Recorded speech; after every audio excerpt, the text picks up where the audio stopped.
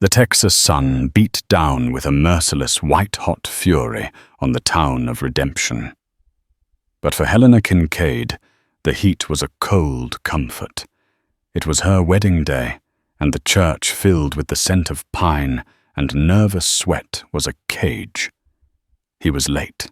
Not just a few minutes, but an hour of whispered pities of her own heart, hammering a frantic, desperate rhythm against her ribs. She was left at the altar. Humiliated and heartbroken, she walked out of that church not with a husband, but with the one thing her father had taught her, to always trust her Winchester rifle.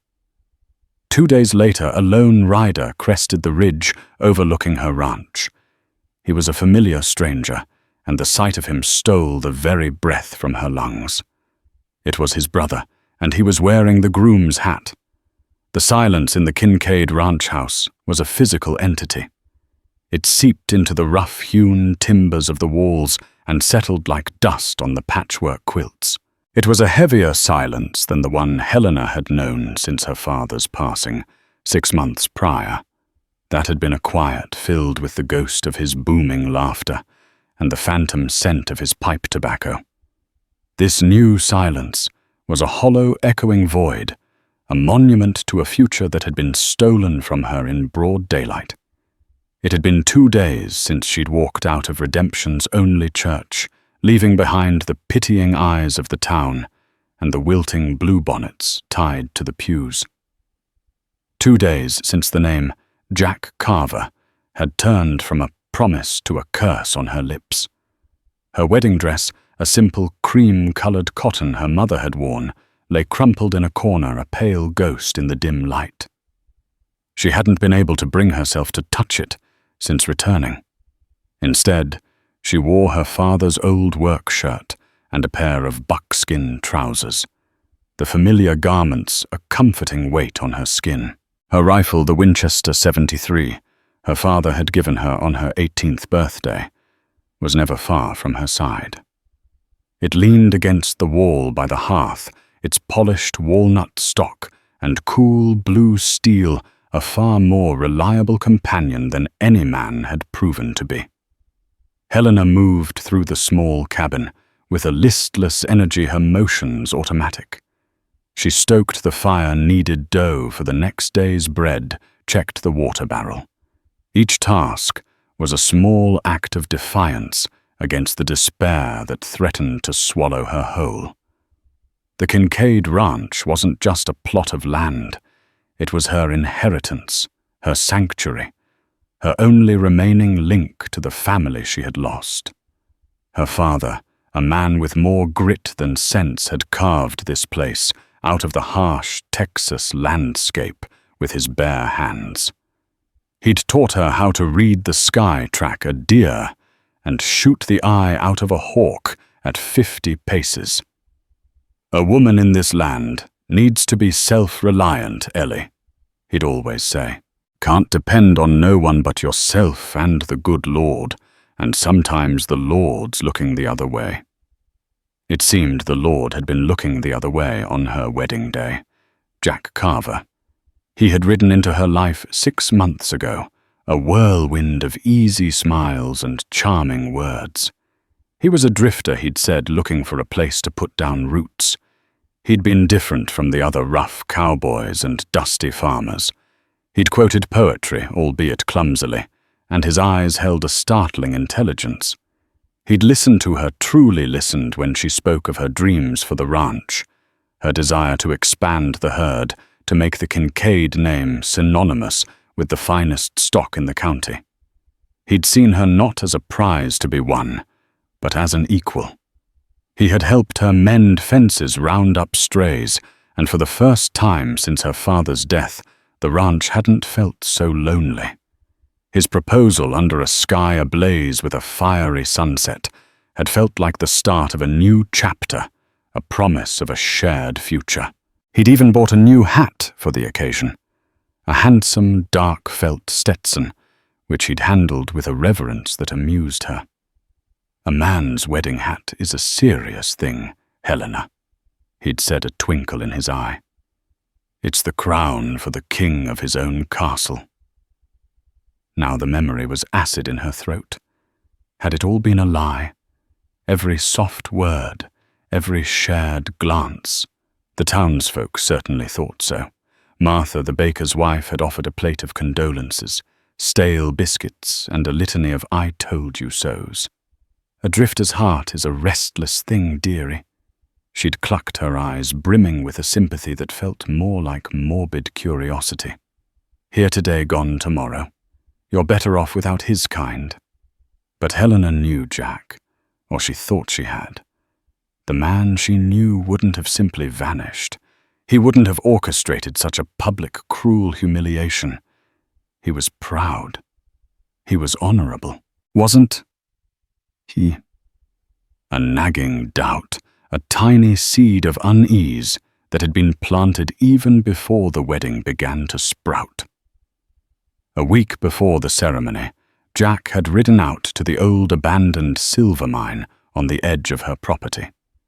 He'd been prospecting, he claimed, a last-ditch effort to have something of his own to bring to the marriage. He had come back late, his clothes torn, a haunted look in his eyes. He'd been jumpy, his gaze constantly scanning the horizon. When she'd pressed him, he'd brushed it off as disappointment. "Just found a whole lot of nothing," he'd mumbled, but his smile didn't reach his eyes. There was also the matter of Jedediah Blackwood, the wealthiest man in the county. Blackwood owned the sprawling cattle empire that bordered her land to the east. He was a man of cold ambition and even colder eyes, and he had made no secret of his desire to acquire the Kincaid ranch. Her father had always rebuffed his offers, claiming the Kincaid Spring was the lifeblood of his land, and not for sale at any price. Since her father's death, Blackwood had renewed his efforts, his offers becoming increasingly insistent. His last visit a month ago had been unsettling. "A young woman like you all alone out here. It's not safe," Blackwood had said, his voice a low, predatory rumble. "It would be a tragedy if something were to happen to your father's legacy. Selling to me would be the sensible thing to do." Jack had been there that day. He had stood beside her, his hand resting possessively on her shoulder, and told Blackwood that Helena wasn't alone anymore. The venom in Blackwood's stare as he looked at Jack was something Helena wouldn't soon forget. Lost in her thoughts, she didn't hear the horse until it was nearly at the cabin. Her head snapped up, her heart leaping into her throat. She grabbed the Winchester, her knuckles white, and moved to the window, peering through the grimy glass. A lone rider was walking his horse up the dusty path. He was tall in the saddle, with broad shoulders that were achingly familiar. For a wild, insane moment, she thought it was him. She thought it was Jack returned with an explanation, an apology, a reason for his unforgivable act. But as the rider drew closer, the hope curdled into a cold, hard knot in her stomach.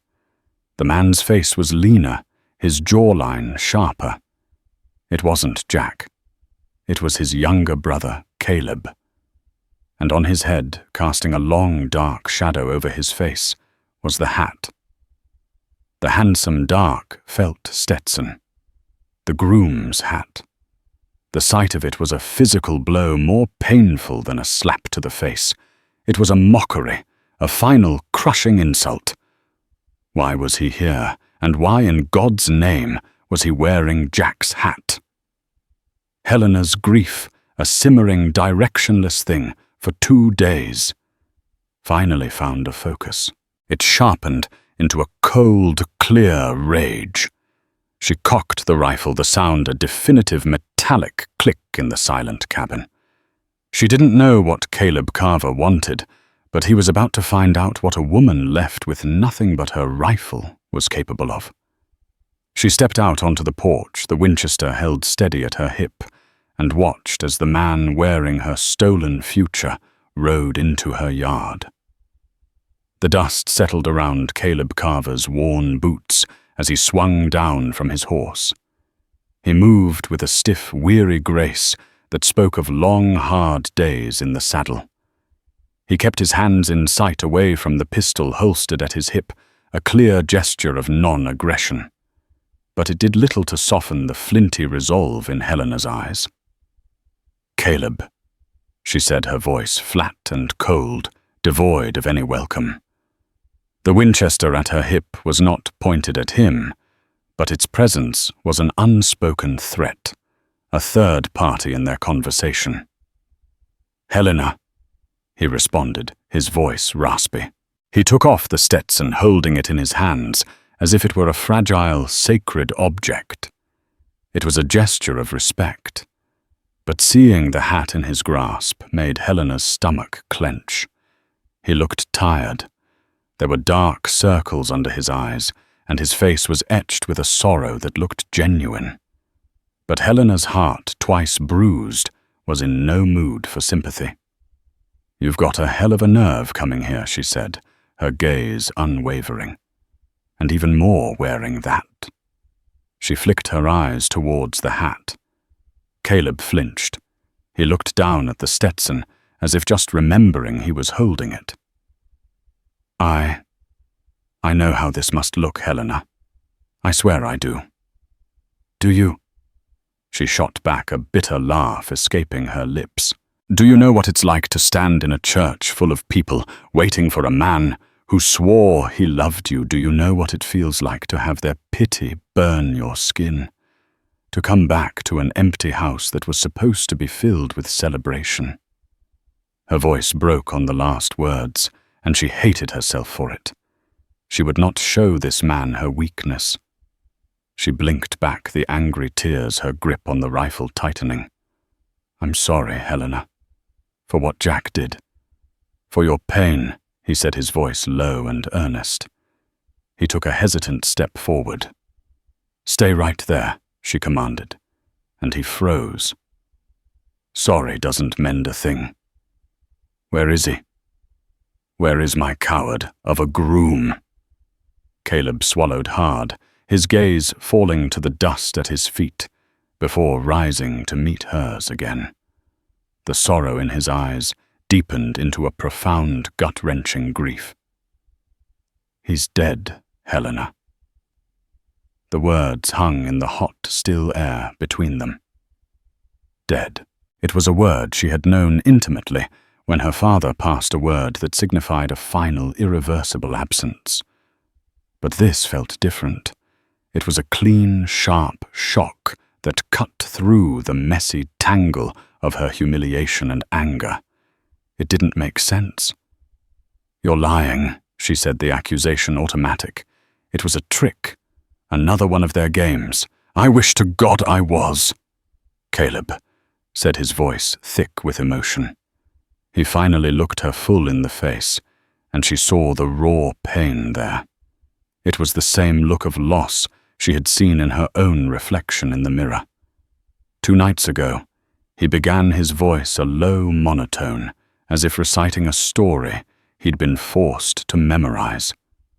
"On the trail north of here. We were jumped. Outlaws. They came out of the rocks, guns blazing. It was over before it even started. They took our horses, our money. They took Jack. And they just let you go." Helena's voice was laced with suspicion. The story was too neat, too convenient. A classic tale of the trail. "They thought I was dead." Caleb explained, his hand instinctively going to his side. "One of them pistol-whipped me. I must have hit my head on a rock when I fell. When I came to, they were gone. And Jack, he was lying a few feet away. They'd shot him, point blank." He choked on the words, a tear tracing a clean path through the grime on his cheek. "I buried him myself, said the Lord's Prayer over him. It was all I could do." Helena stared at him, her mind racing, trying to poke holes in his story. It was plausible. Ambushes were common. But why was Caleb here? And why the hat? And the hat? She asked, her voice dangerously quiet. The outlaws took everything, but they left a brand new Stetson. Caleb looked at the hat in his hands, his expression a mixture of reverence and pain. It fell off during the fight. It was all I had left of him. I know I shouldn't have worn it. It was stupid. I wasn't thinking. Riding all this way, I suppose I felt like if I wore his hat, a part of him was still with me. His explanation, as sentimental and foolish as it sounded, struck a chord of truth. It was the kind of thing a grieving brother might do. But her suspicion, a stubborn and deep-rooted weed, refused to be pulled. "So you rode all the way here for 2 days to tell me this in person?" she questioned. "A letter wouldn't have sufficed." "He was my brother," Caleb said, a flicker of indignation in his eyes. "And you were to be my sister. I owed you the dignity of telling you face to face." I owed him that. He took a deep breath, steeling himself. "And that's not the only reason I'm here. I came to help. Jack, he told me about this place, about you, about how much this ranch meant. I know you're alone now. I want to help you run it, to protect it. It's what he would have wanted." The offer hung in the air, audacious and unsettling. He wanted to step into his dead brother's shoes, to take his place not just as a bearer of bad news, but as a protector, a partner. She looked at him, truly looked at him for the first time. He had the same dark hair as Jack, the same strong build. But where Jack's eyes had been filled with an easygoing charm, Caleb's were intense brooding and held a depth of emotion she couldn't quite fathom. There was a desperation in his offer that went beyond brotherly duty. Her mind reeled, trying to process it all. Jack dead. Caleb here to stay. It was too much, too fast. The world had shifted under her feet once again. "I don't need your help," she said the words, a reflex, a defense mechanism she'd honed since her father's death. "I can manage on my own." "Can you?" He challenged, his voice, gentle but firm. "Blackwood's been sniffing around, hasn't he, Jack told me. A man like that doesn't just give up. He sees a lone woman. He sees an opportunity. With me here, he'll see something else. He'll see that you're not unprotected." The mention of Blackwood sent a fresh chill down her spine. Caleb was right. Blackwood was a vulture, and he would be circling. The thought of facing him alone now, with the added burden of grief, was daunting. She looked at Caleb's earnest, pleading face. Was this a genuine offer of help from a grieving man? Or was it something more, an opportunistic move to claim what his brother had left behind? Her heart, a battlefield of conflicting emotions, didn't know what to believe. But her mind, sharpened by years of self-reliance, saw a potential, if risky, advantage. "You can stay," she said the words, feeling foreign on her tongue. "For now." She laid out the terms with the precision of a general. "You'll sleep in the barn, you'll work for your keep, and you will not wear that hat again in my presence. Am I clear?" Caleb nodded, a flicker of relief crossing his features. "Crystal clear, ma'am." He placed the Stetson gently on the porch railing, a silent agreement. As he turned to lead his horse to the barn, Helena noticed something she hadn't before. Tucked into the inner leather band of the hat, almost completely hidden, was a small folded piece of paper. It was barely visible, a tiny white square against the dark felt. Caleb hadn't seen it. He had handled the hat with such reverence, yet he was oblivious to its secret. A new wave of unease washed over her. An outlaw's bullet. A convenient story from a grieving brother. A hidden note. The pieces didn't fit. Her grief for Jack was now hopelessly entangled with a dark, terrifying suspicion. Jack wasn't a coward. She had been right about that. But he hadn't been a victim of a random robbery either. Something far more sinister had happened on that trail, and Caleb Carver, her new self-appointed protector, was either a fool or a very, very good liar. The days that followed fell into a strange, tense rhythm. Caleb was a hard worker. Helena had to grant him that. He rose before the sun and worked until long after it had set his energy seemingly boundless. He repaired the leaky roof of the barn, reinforced the corral fence, and rode the property line with a vigilance that bordered on obsessive. He was quiet and respectful, never crossing the boundaries she had set. He ate his meals on the porch, and when she handed him his plate, he would thank her with a quiet ma'am, and eyes that never quite met hers. He never spoke of Jack, and for that Helena was grateful. The grief was a raw, open wound, and she didn't have the strength to share it, especially not with him. Yet his presence was a constant, unnerving reminder. Every time she saw his broad shoulders or heard the low timbre of his voice, her heart would give a painful lurch, mistaking him for his brother for a fleeting second. But beneath the surface of this fragile truce, Helena's mind was a whirlwind of suspicion. The folded piece of paper was a burning secret she kept locked away. She had retrieved it from the hat under the cover of darkness that first night. Caleb had left the Stetson on the porch railing, and after she was sure he was asleep in the barn, she had crept out and plucked the note from the leather band.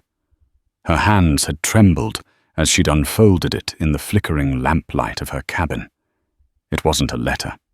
It was a hastily scrawled map drawn on a torn piece of ledger paper. It depicted a section of her own land, the area near the old played-out silver mine. A specific rock formation was circled, labeled jagged tooth. Beside it, Jack had written a single cryptic phrase: Blackwood's real treasure. Not silver. Tell no one.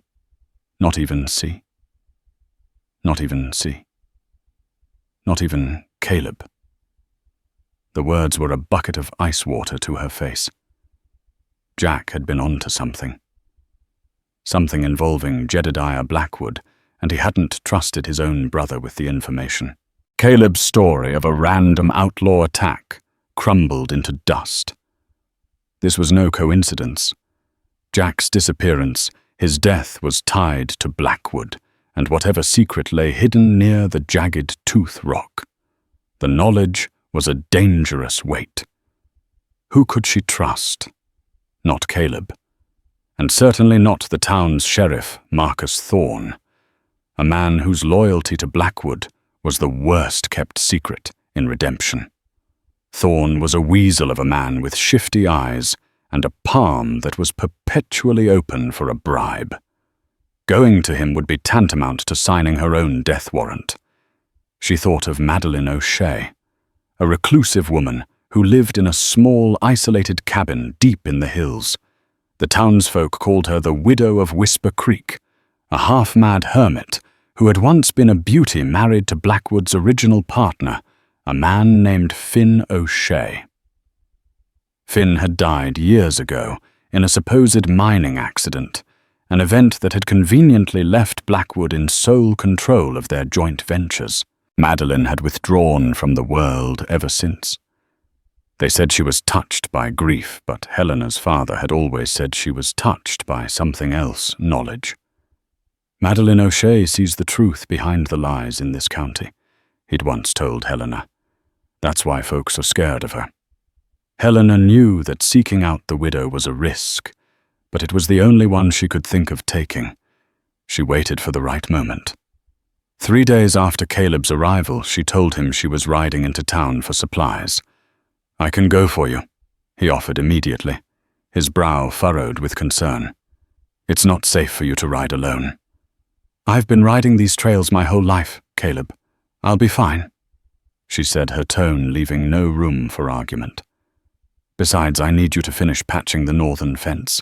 A storm's rolling in." He relented, but she could feel his worried gaze on her back as she rode out. She took the main trail towards Redemption for a few miles before cutting north, looping back towards the rugged hills where Madeline lived. The widow O'Shea's cabin was even more isolated than Helena remembered, nestled in a narrow wooded canyon. A thin plume of smoke rose from its stone chimney.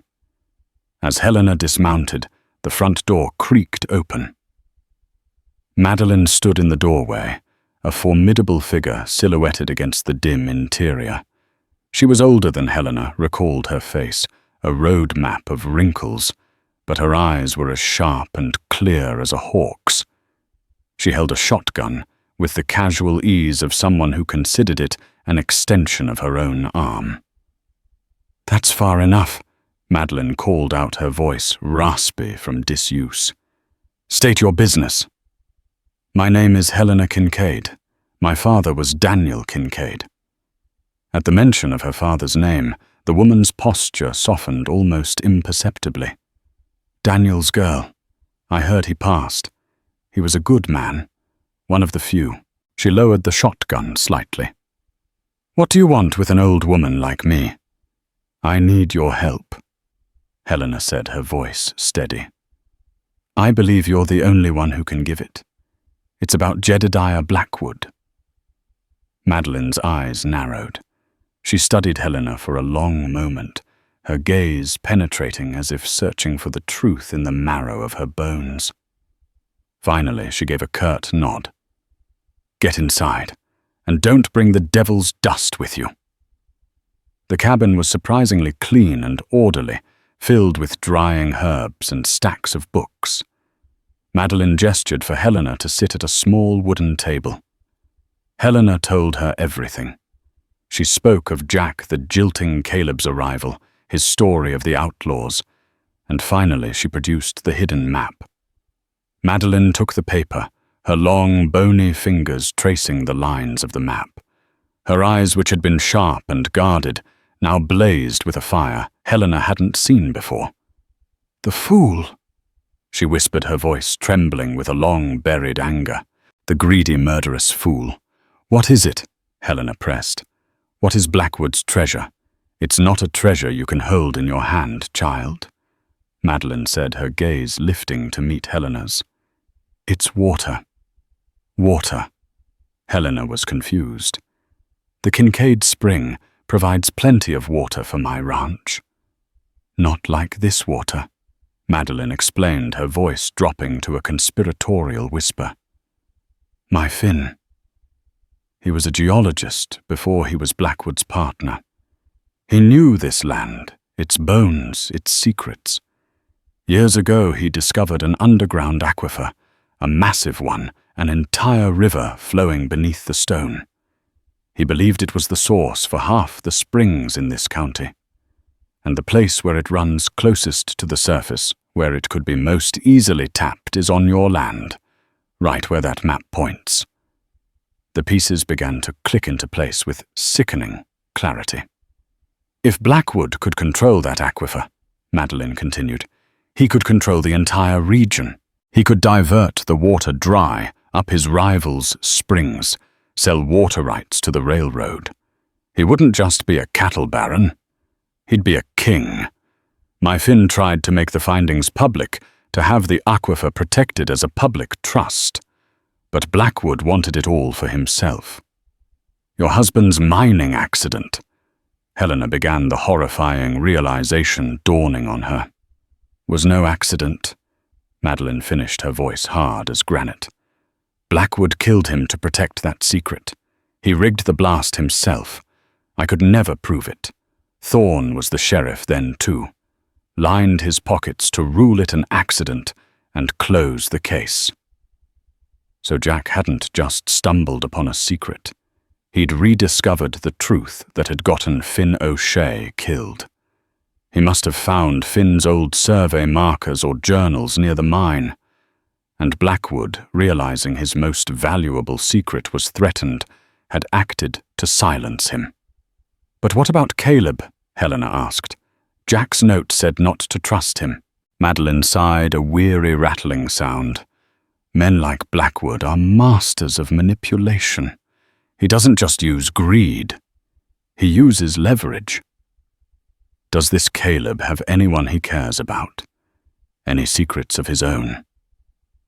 Helena thought of the desperation in Caleb's offer to help, the brooding intensity in his eyes. He was a man carrying a heavy burden.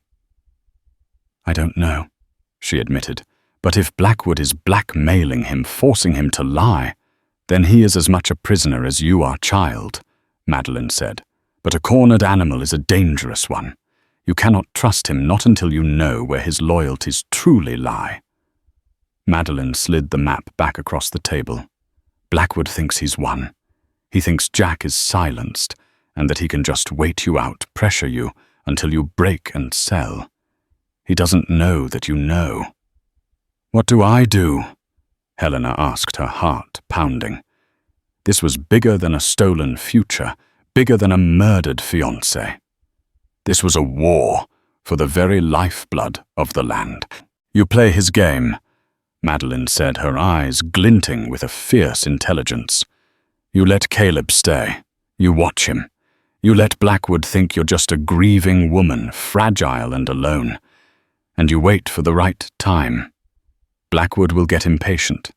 He'll make a move. And when he does, you'll be ready." Madeline stood and walked to a heavy wooden chest in the corner. She opened it and retrieved a small leather-bound journal. This was Finn's. His notes on the aquifer, his suspicions about Blackwood. It's not proof, not in a court of law run by Marcus Thorne. But it's knowledge. And knowledge in the right hands is more powerful than a gun. She handed the journal to Helena. "Your father was a good man, Helena Kincaid. He stood up to Blackwood. It seems the fight is now yours." Riding back to the ranch, the weight of the journal in her saddlebag, Helena felt a profound shift within her. The grief was still there, a dull, constant ache. But it was no longer the all-consuming fog it had been. It had been forged into something harder, sharper purpose. She was no longer just a woman left at the altar. She was the guardian of a secret, the inheritor of a fight. Her personal tragedy was now part of a much larger, darker story. And the final chapter had yet to be written. When she arrived back at the ranch, Caleb was waiting by the corral, his face a mask of relief.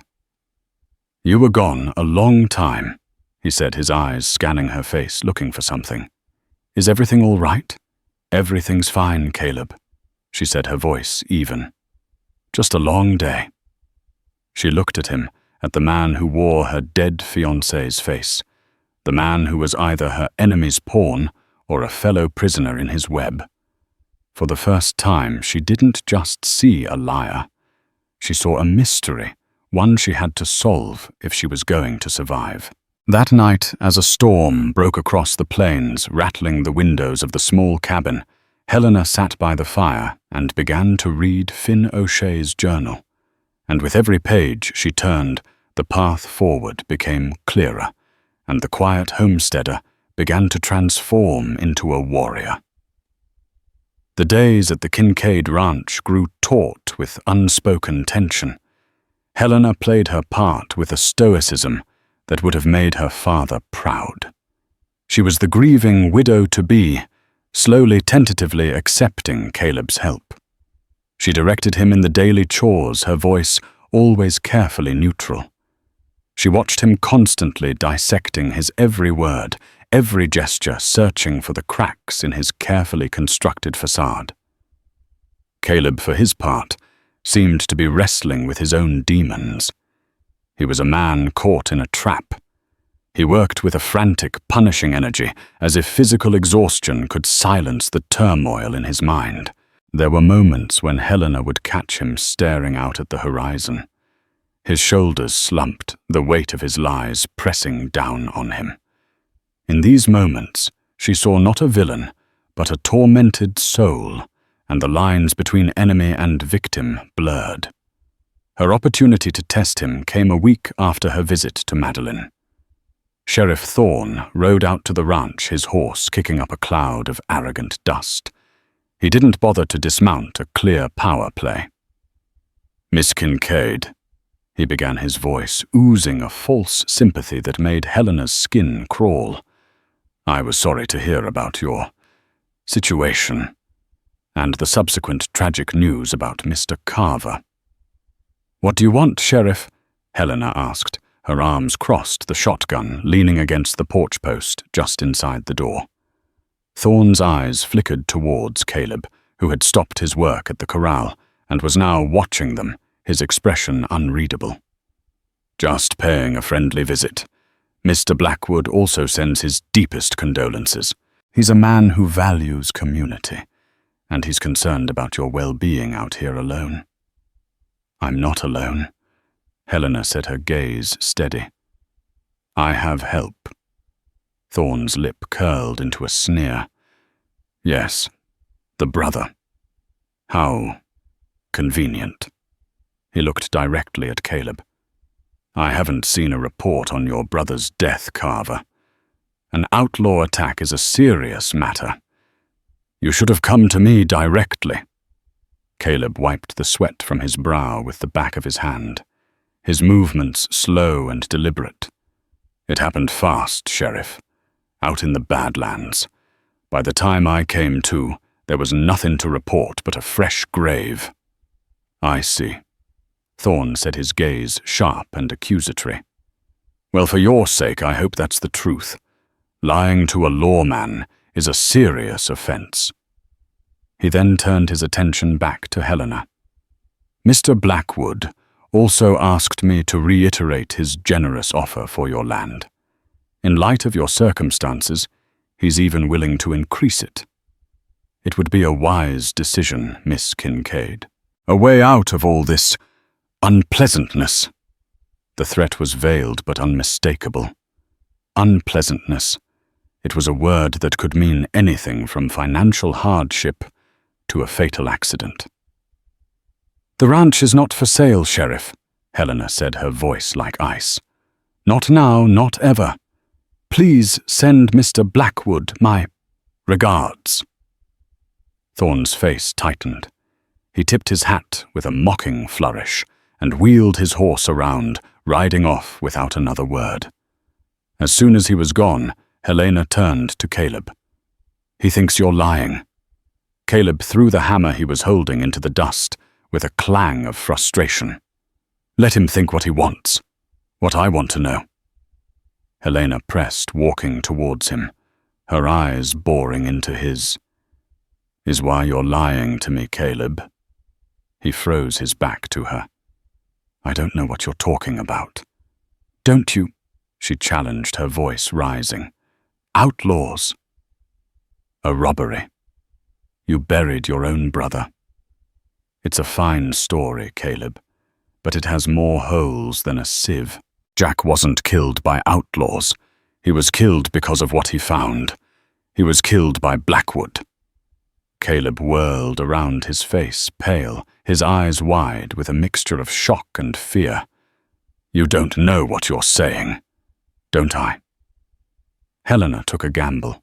She pulled the folded map from her pocket and held it out to him. "He left this for me, tucked inside the band of his hat. A hat you claimed was all you had left of him. Funny you never saw this, isn't it?" he said. "Not to trust anyone, not even see. That's you, isn't it, Caleb?" He stared at the map as if it were a venomous snake. The blood drained from his face, and his carefully constructed composure finally shattered. He stumbled back, sinking onto a nearby hay bale, his head in his hands. "I didn't have a choice," he whispered, his voice choked with anguish. "You have to believe me." Helena stood over him, her heart pounding. This was it, the unraveling. "Then tell me the truth," she demanded, her voice softer now, sensing his surrender. "Tell me everything. And so the story came tumbling out, a torrent of guilt and fear. Caleb and Jack had a younger sister, Lily, back in Missouri. She was sick, a lung affliction that required expensive treatment at a special sanatorium in the mountains. They had been working their way west, trying to scrape together the money to send her there.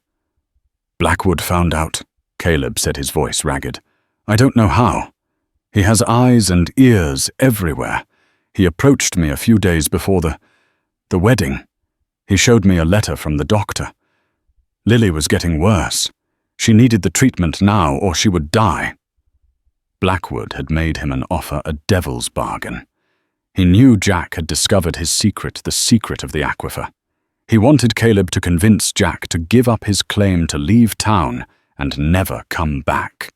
In return, Blackwood would pay for Lily's treatment, all of it. He promised no one would get hurt, Caleb said, looking up at Helena, his eyes pleading for understanding. He said he just wanted Jack gone. I tried to talk to Jack to warn him. I told him to just leave, to forget whatever he'd found. But he was stubborn. He loved you. He wouldn't abandon you or this ranch.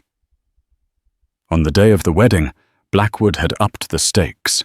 He told Caleb to meet Jack on the North Trail, to make one last attempt to convince him. If Jack refused, Blackwood's men would be there to persuade him. I thought they'd just rough him up a bit. Caleb sobbed, the words tearing from his throat. To scare him off. I swear to God, Helena, I never thought they'd kill him. But Jack, he wouldn't back down. He fought back, and one of Blackwood's men, he shot him. The scene Caleb described was one of horror and chaos. Blackwood's men, realizing they'd gone too far, had taken Jack's body, leaving Caleb with a pistol whip to the head and a story to tell. Blackwood came to me later. Caleb continued, his voice barely a whisper. He said if I told anyone the truth, he would not only ensure Lily never got her treatment, but he'd also pin Jack's murder on me. He said my story about the outlaws was my only way out.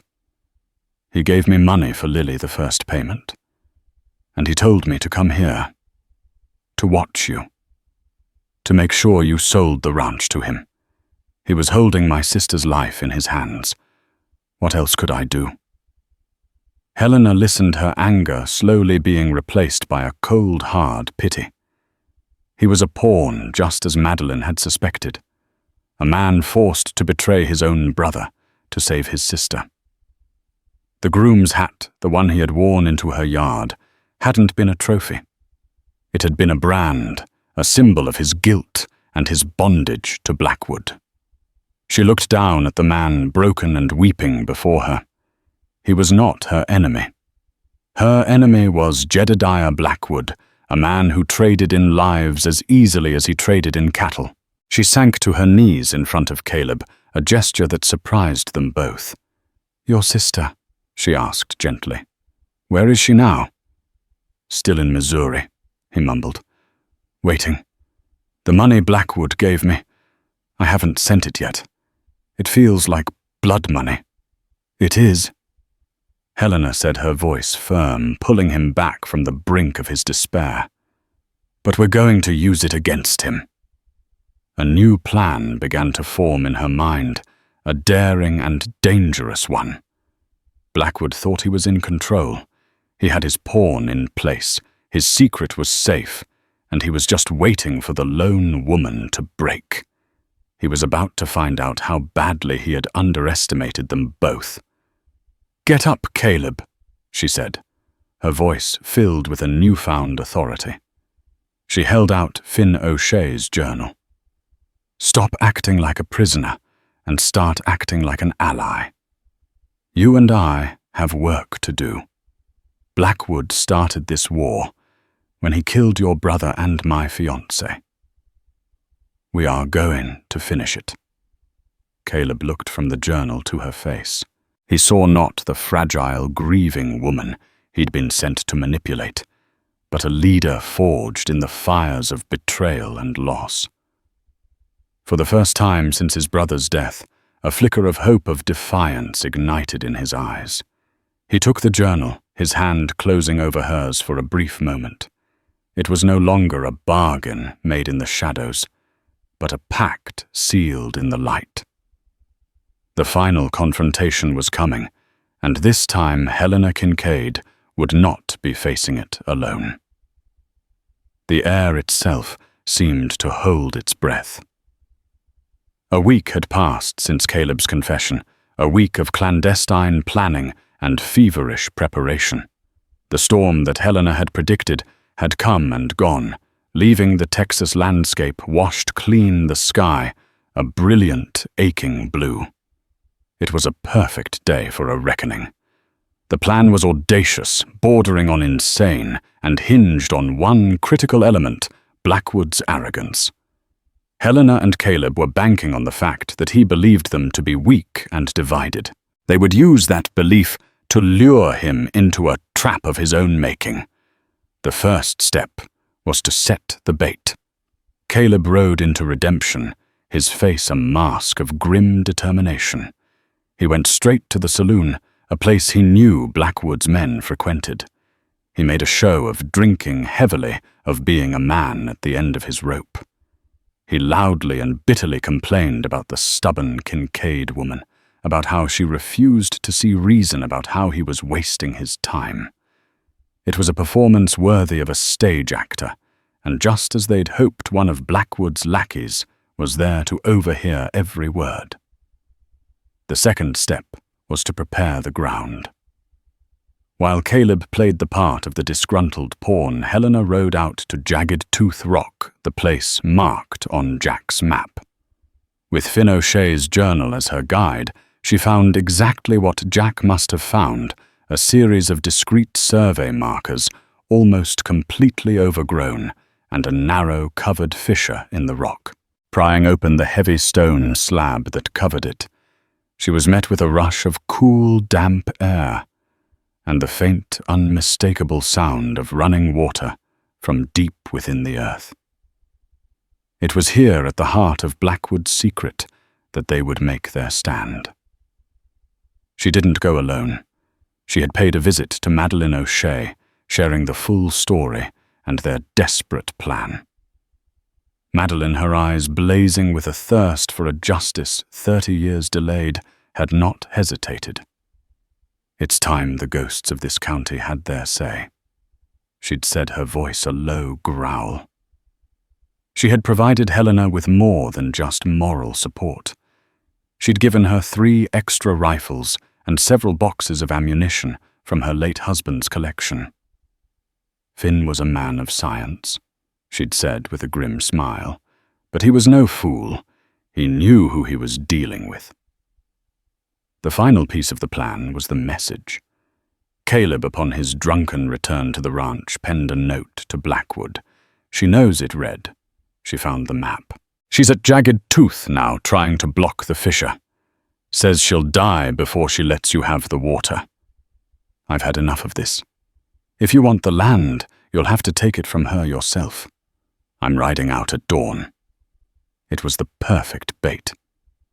It suggested Helena was acting alone and foolishly, and that Caleb, his loyalty finally broken, was abandoning the field. It would force Blackwood's hand. He couldn't risk her blocking or exposing the aquifer. He would have to come himself to silence her for good. As the sun began to cast its first golden rays over the plains, Helena Caleb and a fiercely determined Madeline O'Shea were already in position. They were hidden amongst the rocks overlooking the Jagged Tooth Formation, a small, determined army of 3. They had a clear line of sight to the fissure and the trail leading up to it. "He'll bring Thorn," Caleb said, his voice tight with anticipation as he checked the action on his rifle, and probably a half-dozen of his hired guns. "We're not trying to win a war," Helena reminded him, her own Winchester feeling like a natural extension of her arm. "We just need to win the truth." They didn't have to wait long. Just as the sun cleared the horizon, a party of riders appeared silhouetted against the morning sky. It was Blackwood, just as they'd predicted, with Sheriff Thorne riding beside him and 5 other men fanning out behind them. They rode with a grim, confident purpose, like wolves closing in on a cornered doe. Blackwood reined in his horse at the base of the rock formation, his cold eyes scanning the area. "Helena Kincaid," he bellowed, his voice echoing in the quiet morning air. "Come on out. Your little game is over." There was no answer but the whisper of the wind. "Don't be a fool, girl." Sheriff Thorne shouted, his voice shrill and nervous. "You're all alone. We can do this the easy way or the hard way." From her concealed position, Helena took a deep breath, her heart hammering against her ribs. This was the moment. She lifted her rifle, took aim at a loose rock just above Blackwood's head, and fired. The shot cracked through the silence, and the rock exploded into shards, showering Blackwood and Thorne with dust and stone fragments. The men scrambled for cover, their horses rearing in panic. "She's up there," one of the men yelled. "In the rocks. Spread out. Flush her out." Blackwood roared, his face a mask of fury. But as his men began to advance, a second shot rang out, this time from a different position. Caleb had fired, kicking up dust at the feet of another advancing man, forcing him back. Then a third shot from Madeline's position splintered the stock of a third man's rifle. The effect was immediate and profound. Blackwood's men froze, their confidence shattered. They had come expecting to corner one lone, grieving woman. Instead, they were caught in a well-orchestrated crossfire. They were exposed, confused, and suddenly vulnerable. "It's a trap," Thorne squealed, his face ashen. "Hold your ground, you cowards!" Blackwood snarled, drawing his own pistol. He was a man unaccustomed to being challenged, and his arrogance was rapidly turning to rage. He fired blindly into the rocks, his shots going wide. "It's over, Blackwood."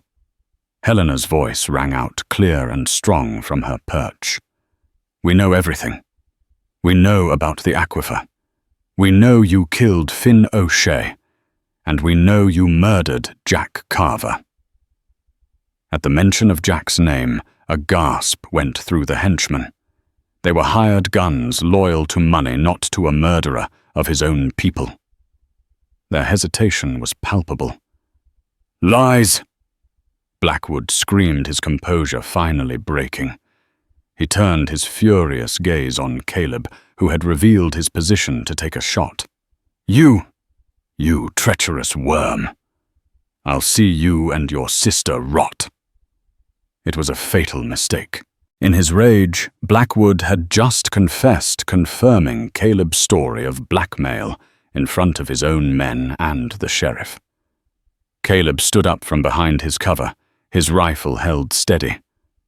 "My brother trusted you," he called out, his voice filled with a cold, righteous anger.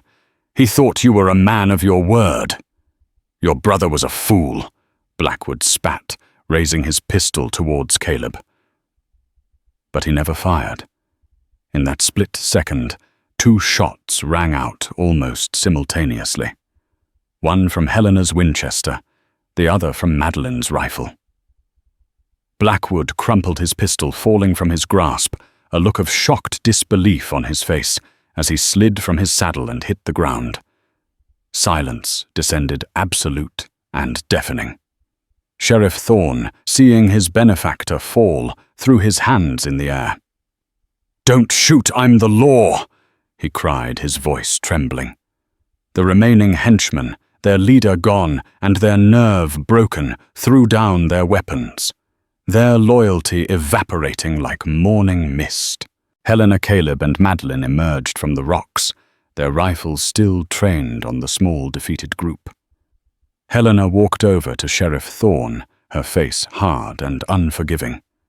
She pulled Finn O'Shea's journal from her coat and threw it at his feet. "This is Finn O'Shea's journal," she declared, her voice ringing with authority. "And these men are witnesses." They heard Blackwood confess. You'll record their statements, every word, and you will open an investigation into the murders of Finn O'Shea and Jack Carver.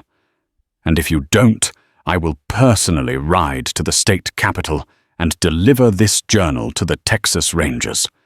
Your career of corruption is over, Thorne. You will see justice done, or you will face it yourself." Thorne, trapped and exposed, could only nod his face a pathetic mask of fear. Helena then walked over to where Caleb stood. He was looking down at Blackwood's body, not with triumph, but with a profound sadness. He looked up at her, his eyes filled with 1,000 unspoken emotions. "It's over," she said softly. "For him," Caleb replied, his voice heavy. "But not for what he did." He reached into his pocket and pulled out the roll of blood money Blackwood had given him. He walked over to the fissure, to the source of so much greed and death, and without a word, he threw the money into the darkness, a final symbolic rejection of the devil's bargain. The land was safe. The truth was out. But the price had been devastatingly high. In the quiet aftermath of the gunfire standing over the graves of their secrets, Helena and Caleb were left to figure out how to build a future from the ashes of their past. In the end, the story of Helena Kincaid wasn't just about a woman left at the altar. It became a legend whispered across the plains, a tale of how a single rifle, a hidden map, and an unbreakable spirit brought down an empire. The truth, once unearthed, flowed like the very water Blackwood had killed to control, washing away the corruption and lies that had poisoned redemption for a generation.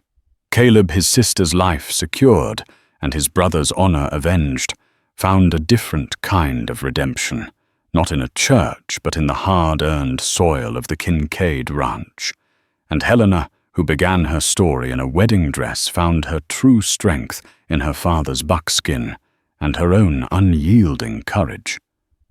Theirs is a powerful reminder that history isn't just written by powerful men. It's forged in the quiet resilience of those who refuse to be broken. If this story of grit, betrayal, and justice resonated with you, please take a moment to hit that like button. Share it with someone who loves a powerful drama, and subscribe to our channel for more tales from the heart of history. Your support allows us to keep these incredible stories alive. Thank you for listening.